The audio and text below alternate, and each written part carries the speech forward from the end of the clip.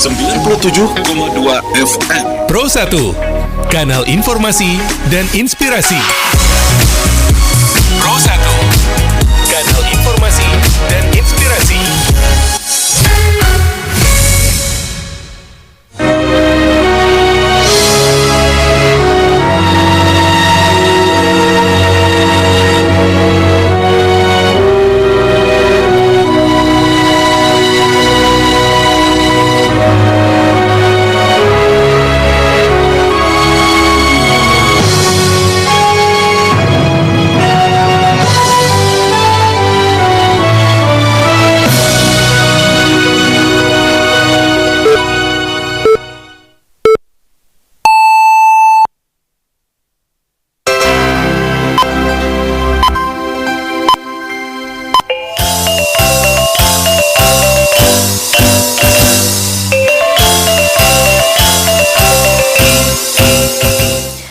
Selamat siang bersama pendengar Radio Republik Indonesia Bukit Tinggi dalam Warta Berita Daerah Jo Bahasa Minang.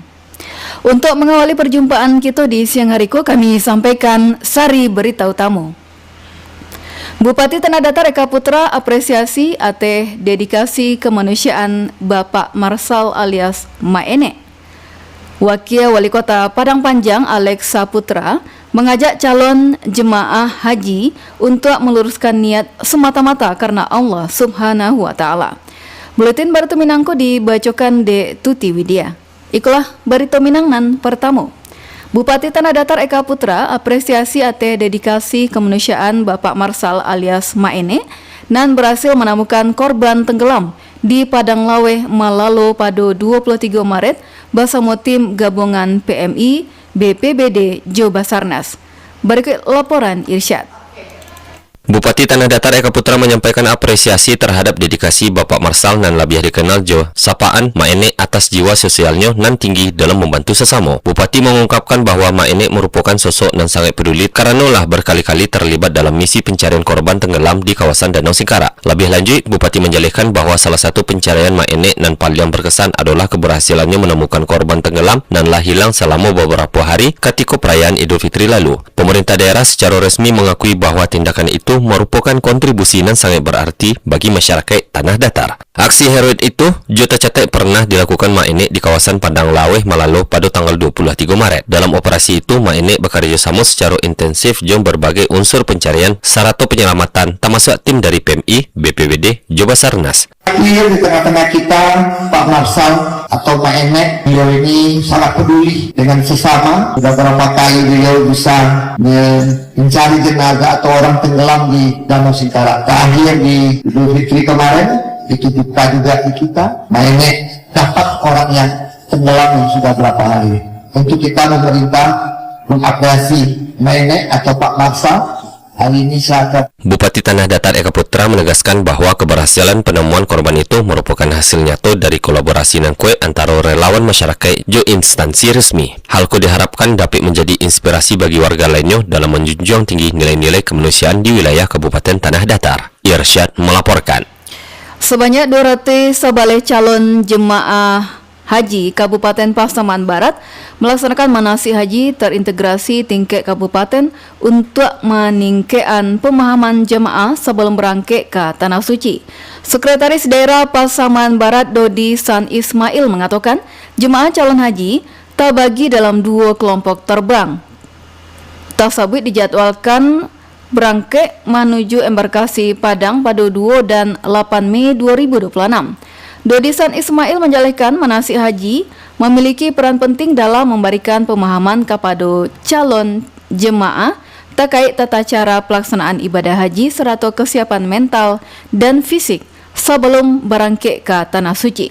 Dirinya berharap seluruh calon haji dapat mengikuti manasik jo sungguh-sungguh agar memahami seluruh rangkaian ibadah haji jo baik dan benar.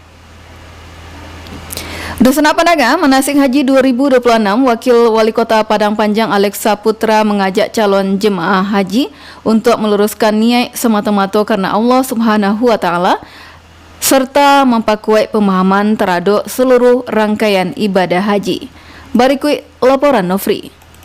Wakil Wali Kota Padang Panjang Alex Saputra mengajak calon jemaah haji untuk meluruskan niat semata-mata karena Allah, serta memperkuat pemahaman terhadap seluruh rangkaian ibadah haji. Halko disampaikannya saat membuka kegiatan manasik haji Kota Padang Panjang 2026 di Masjid Taqwa Muhammadiyah Kamika Patang.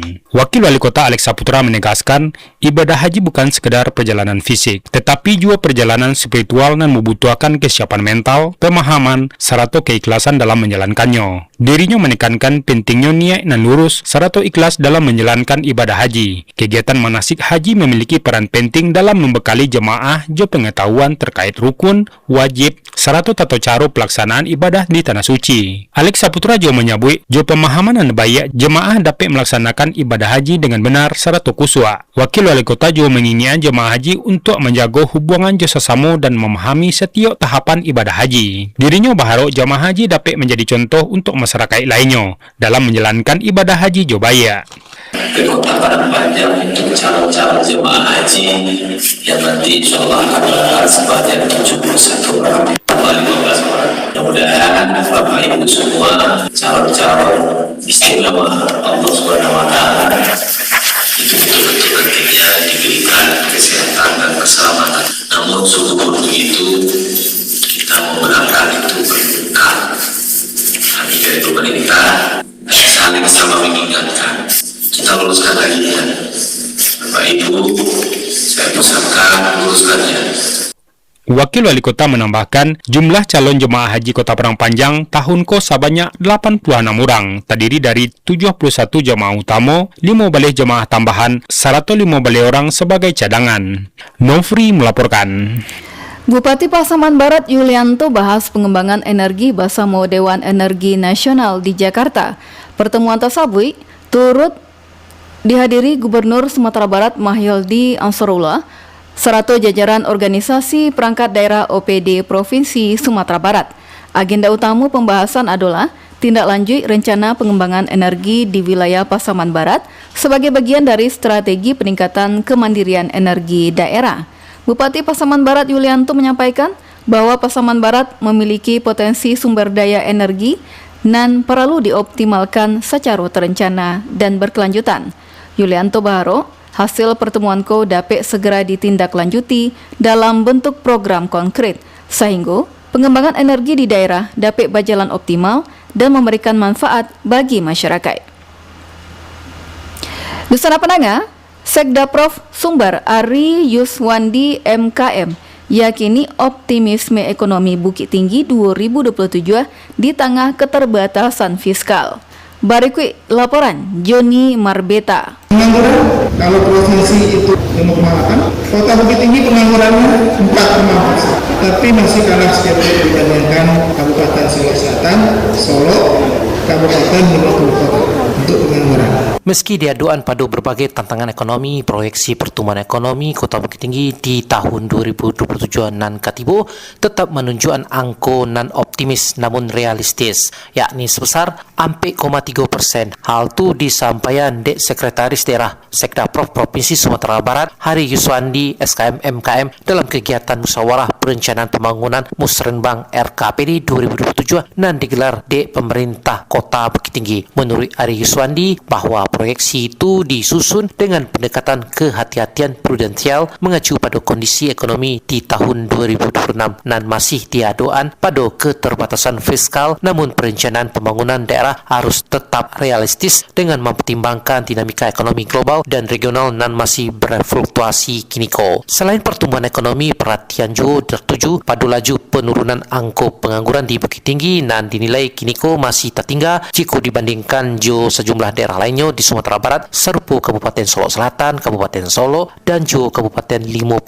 kota. Dan di sisi lain, capaian produk domestik regional bruto PDRB Bukit Tinggi tercatat mencapai 59,4%, tertinggi di Sumatera Barat. Namun demikian, capaian itu alun sepenuhnya berbanding lurus jo kualitas pertumbuhan ekonomi nan diaroan kiniko. Sekda Prof Sumbar Ari Swandi kepada RI juga menilai bahwa kondisi ko menunjukkan pertumbuhan ekonomi ekonomi nan ado alun sepenuhnya inklusif serta alun mampu menciptakan lapangan kerja secara optimal bagi masyarakat nan ado kiniko. Lebih lanjut, dirinya menjalihan bahawa faktor investasi menjadi salah satu penentu utama dalam mendorong pertumbuhan ekonomi baik itu di tingkat provinsi maupun di Kota Bukit Tinggi, dan pemerintah Provinsi Sumatera Barat tarui berupaya mendorong terciptanya iklim investasi nan kondusif di Ranah Minang termasuk di Kota Bukit Tinggi guna mempakui daya saing daerah nan ado. Pemprov sendiri seperti apa melihat dengan kondisi yang seperti ini dengan 4,3 2027? Jadi memang dengan kondisi pertumbuhan ekonomi tentunya ini menjadi sebuah tantangan khusus buat kita di Sumatera Barat, bagaimana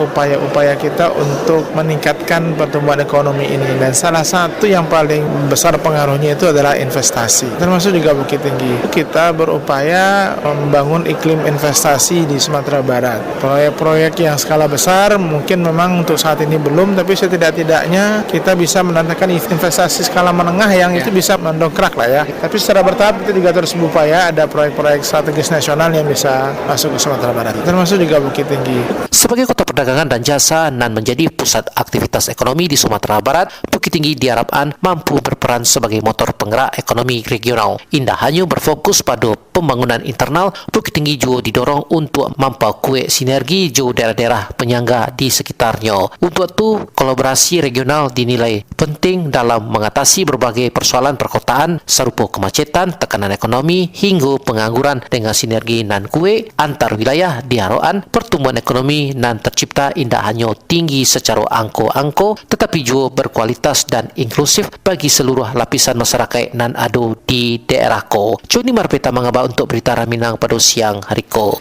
Dusana pendengar, sekian berita daerah dalam bahasa Minang untuk siang hari ko Sabtu 4 April 2026. Berita daerah selanjutnya dapat didengarkan besok pada pukul 6 waktu Indonesia Barat. Selamat siang.